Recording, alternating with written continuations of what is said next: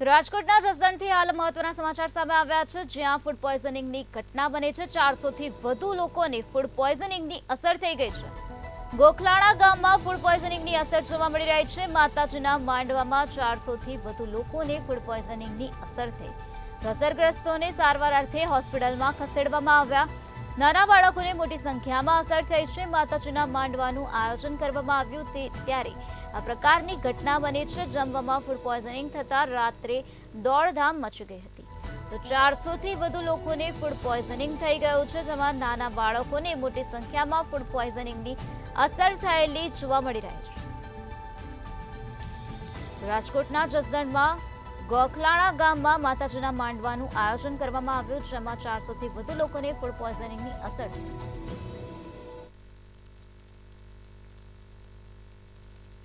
માંડવો હતો, એમાં નાનું બાળકો મોટા વધારે સંખ્યામાં ફૂડ પોઈઝનિંગ થયો।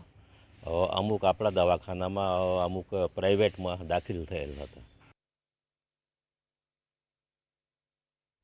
તો ગોખલાણા ગામમાં ફૂડ પોઈઝનિંગની અસર થયેલી જોવા મળી રહી છે। માતાજીના માંડવાનું આયોજન કરવામાં આવ્યું ત્યારે માતાજીના માંડવામાં 400થી વધુ લોકોને ફૂડ પોઈઝનિંગની અસર થઈ।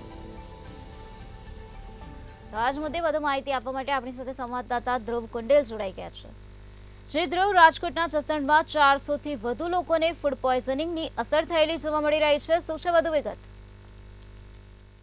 ચોક્કસથી ખાસ તો વાત કરીએ તો જે જસદણ તાલુકાનું જે ગોખલાણા ગામ છે ત્યાંનું એક ખૂબ જ ગંભીર જે ઘટના છે તે સામે આવી છે। ચોક્કસથી આને જ લઈને અત્યારે જે આરોગ્ય અધિકારીઓ છે, આરોગ્ય તંત્ર છે તે અત્યારે દોડતું થયું છે।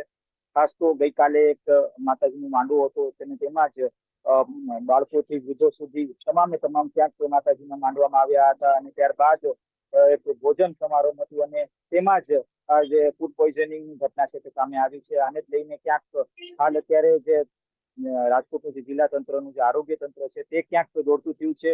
સરકારે પણ આ વાતને ક્યાંક નોંધી લીધી છે અને તેમના તરફથી પણ હાલ પ્રયત્ન થઈ રહ્યા છે કે કયા સંજોગોમાં આ ફૂડ પોઈઝનિંગ ઘટના સામે આવી છે। ખાસ તો જે સામાજિક આગેવાનોની એવી સ્પષ્ટ ક્યાંક એ પણ માંગણી છે કે આવી કોઈ પણ જાહેર કાર્યક્રમ જે થાય એમાં ક્યાંક જે ફૂડ અધિકારી હોય અથવા તો ફૂડ ઇન્સ્પેક્ટર છે તેને સુપરવિઝન કરવા માટે રાખવામાં આવે, જેથી કરીને આ પ્રકારના બનાવો ન બને। ખાસ આ જે ઘટના બની આને જ લઈને અત્યારે તંત્ર દોડતું થયું છે। કયા કારણોસર આ ફૂડ પોઈઝનિંગ ઘટના થઈ છે એની અત્યારે ક્યાંક તપાસ પણ પોલીસ તરફથી થઈ રહી છે, કારણ કે આજે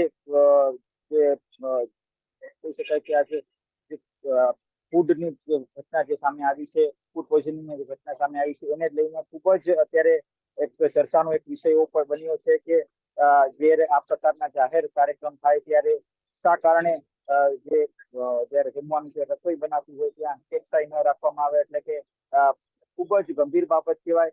ખાસ તો જે આયોજક છે, આયોજકોની પણ અત્યારે પૂછપરછ થઈ રહી છે કે ખાવામાં એવું શું આવી ગયું હતું કે જેના કારણે આટલી મોટી સંખ્યામાં ફૂડ પોઈઝનિંગ ઘટના સામે આવી છે। ખાસ જે બાળકો મોટી સંખ્યામાં છે કે તેઓને ફૂડ પોઈઝનિંગ થતા અત્યારે તંત્ર દોડતું થયું છે। ચોક્કસથી તંત્ર તરફથી તપાસની કાર્યવાહી પણ થઈ રહી છે। તંત્ર તરફથી જે કાર્યવાહી છે આરોગ્ય તંત્ર તરફથી જે થવી જોઈએ તે થઈ રહી છે। પણ એક સવાલ એક ઉભો થાય છે કે આવા જાહેર જ્યારે પણ કોઈ કાર્યક્રમ હોય ત્યારે ફૂડ ઇન્સ્પેક્ટર હોય અથવા તો કોઈ ફૂડ અધિકારી હોય તેમને કેમ સુપરવિઝનમાં નથી રાખવામાં આવ્યા, એટલે એક મોટો સવાલ એ પણ ઉભો થઈ રહ્યો છે। જી ધ્રુવ, આ બનાવને લઈને ફૂડ ઇન્સ્પેક્ટર દ્વારા શું કાર્યવાહી હાથ ધરવામાં આવી છે અને અસરગ્રસ્તોની હાલ સ્થિતિ કેવી છે?